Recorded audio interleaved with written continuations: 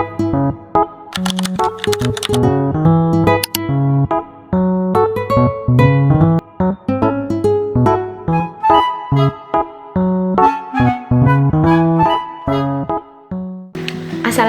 warahmatullahi wabarakatuh. Hai teman-teman, perkenalkan nama saya Anissa Afina Hanisabrina. Saya mahasiswa dari Institut Kesehatan Yarsi Mataram. Saya mahasiswa kelas A5 Internasional. Di sini saya akan memenuhi tugas keperawatan maternitas dan akan memberi materi tentang trauma persalinan. Oke, baiklah teman-teman, kita akan mulai materinya. Hai teman-teman, di sini saya akan memberi materi tentang trauma persalinan. Baik, kita mulai saja. Oke, sebelum kita memulai materi tentang trauma persalinan itu apa, jadi kita harus tahu persalinan itu apa sih. Persalinan adalah proses fisiologis di mana janin, plasenta, dan selaput ketuban atau air ketuban dikeluarkan dari rahim ibu melalui jalan lahir vagina setelah kehamilan mencapai usia cukup bulan, sekitar 37-42 minggu ya teman-teman. Baik, di sini yang kita tahu persalinan itu momen atau pengalaman yang sangat berharga yang penuh emosi, terharu, bahagia, dan harus memiliki kesiapan mental serta fisiknya. Nah, namun tidak semua persalinan berjalan dengan lancar. Ada orang yang mengalami pengalaman yang buruk tentang persalinan mereka. Nah, itu yang disebut dengan trauma persalinan. Nah, kita lanjut ke materi trauma persalinan itu sendiri. Trauma persalinan adalah cedera atau kerusakan jaringan yang terjadi pada ibu atau janin selama proses persalinan, baik secara spontan atau akibat tindakan medis.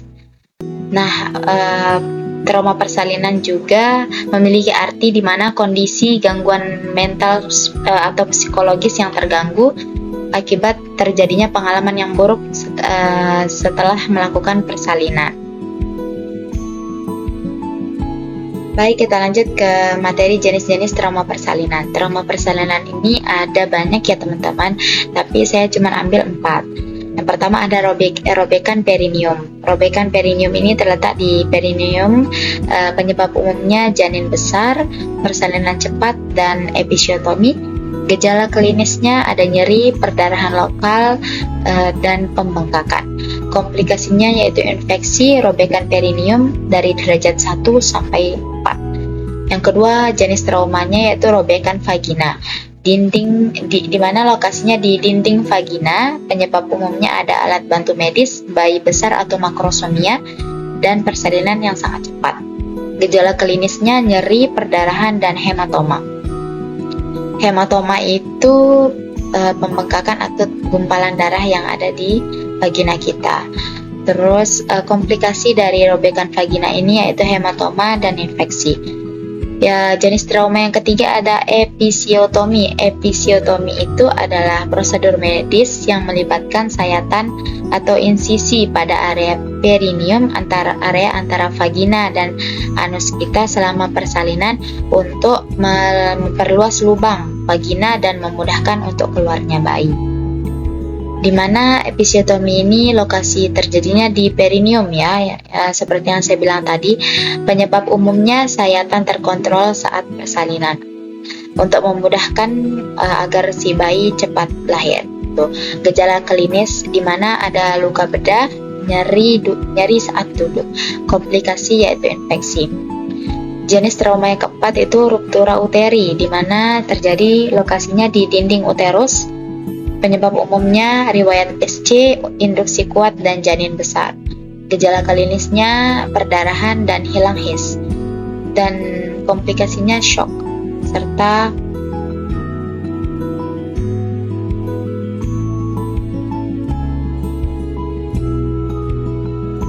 Baik teman-teman, kita lanjut ke materi tentang gejala trauma persalinan, di mana gejala trauma persalinan ini ada 2, yaitu gejala fisiologis dan gejala emosional serta psikologis.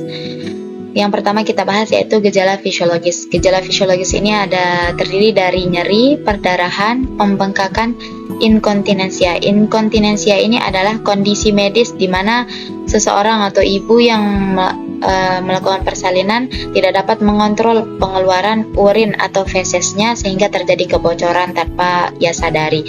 Kondisi inkontinensia ini sering terjadi setelah persalinan ya, terutama jika terjadi trauma pada otot dasar panggul atau saraf yang mengontrol kandung kemih dan rektum. Terus luka episiotomi. Luka episiotomi itu adalah prosedur medis yang melibatkan sayatan atau insisi di area perineum kita, yaitu perineum itu antara vagina dan anus ya teman-teman, selama persalinan untuk memperluas lubang vagina kita dan mempermudah keluarnya si janin. Lalu ada ruptur uteri. Ruptur uteri itu di mana robekan pada dinding rahim biasanya terjadi selama kehamilan atau persalinan, dan ruptur uteri ini merupakan kondisi gawat darurat yang mengancam nyawa ibu serta janinnya. Yang kedua, gejala emosional dan psikologis pada ibu, di mana ada kecemasan, tertekan, depresi, mimpi buruk, kesulitan tidur atau insomnia, sulit untuk menjalin ikatan dengan bayi dan menghindari pengingat peristiwa traumatis. Jadi di mana ibu yang trauma persalinan ini, yang memiliki trauma persalinan ini akan mengalami gangguan emosional atau psikologisnya, yaitu merasa cemas atau sering menangis, merasa tertekan, depresi, sulit untuk menjalin hubungan dengan bayinya, dan cenderung untuk menghindari mengingat peristiwa traumatisnya. Ya, kita lanjut ke faktor risiko trauma persalinan. Yang pertama ada makrosomia atau berat badan bayi lebih dari 4 kg. Yang kedua, persalinan cepat atau lama. Yang ketiga, primigradiva atau hamil pertama. Yang keempat, penggunaan alat bantu medis seperti forceps atau vakum ekstraksi. Yang kelima, posisi janin yang abnormal. Posisi janin seperti letak sungsang, posterior gitu. Yang keenam, riwayat operasi sebelumnya, seperti apakah hamil pertama sesar gitu. Yang ketujuh, kondisi histerektomi. Histerektomi ini adalah operasi pengangkatan rahim yang biasanya dilakukan untuk mengatasi berbagai macam masalah kesehatan yang ada di rahim ibu. Yang kedelapan ada kematian bayi. Yang kesembilan ada kurang dukungan sosial selama persalinan. Jadi kita selama persalinan harus memiliki dukungan sosial yang kuat, seperti dukungan dari suami, keluarga gitu. Oke, lanjut dampak trauma persalinan, di mana ada dampak psikologis dan sosial ya, seperti yang tadi ada 7. Yang pertama, postpartum PTSD atau post traumatic stress disorder, di mana seperti ibu memiliki kecemasan yang parah, terus sering mimpi buruk dan penghindaran terhadap hal-hal yang mengingatkan pada persalinannya gitu. Jadi ada trauma setelah persalinan ibu itu. Yang kedua, postpartum blues atau baby blues yang sering kita kenal sebagai baby blues ya di kalangan masyarakat. Yang ketiga, depresi pasca melahirkan. Yang keempat, gangguan ikatan dengan bayi, yaitu ibu susah untuk memiliki ikatan emosional atau hubungan emosional dengan bayinya, atau bisa saja disebut dengan takut gagal sebagai ibu gitu. Yang kelima, kecemasan yang berlebih. Yang keenam, menarik diri atau sering tidak bisa bersosialisasi dengan keluarganya gitu. Yang ketujuh, ketakutan untuk hamil kembali. Ibu yang memiliki trauma persalinan ini cenderung memiliki ketakutan untuk hamil kembali ya. Oke, ini dia postpartum blues atau baby blues yang sering kita kenal. Postpartum baby blues itu adalah gangguan emosi ringan yang terjadi dalam kurun waktu 2 minggu setelah ibu melahirkan. Ditandai dengan gejala-gejala seperti keadaan tertekan, gangguan emosi seperti ibunya sering nangis, terus mudah bersikap marah ibu nih. Terus bisa juga ibu mengalami kecemasan yang berlebih. Oke, lanjut pencegahan trauma persalinan ya. Ada 7 ya. Yang pertama, persiapan sebelum persalinan, yaitu persiapan mental, fisik, serta emosional kita sebagai ibu. Yang kedua, edukasi tentang proses persalinan. Jadi kita harus memiliki edukasi atau pengetahuan tentang gimana sih proses persalinan yang baik dan lancar itu. Yang ketiga, membangun komunikasi yang baik, di mana membangun komunikasi yang baik dengan tenaga medis, dengan keluarga juga gitu. Yang keempat, memberi waktu dan dukungan dari keluarga selama proses persalinan, yaitu biasanya kita didampingi orang-orang terpercaya seperti suami atau keluarga. Yang kelima, kesiapan fisik, mental, dan emosional itu pasti harus. Yang keenam, pemeriksaan secara menyeluruh. Yang ketujuh, konseling pasca persalinan.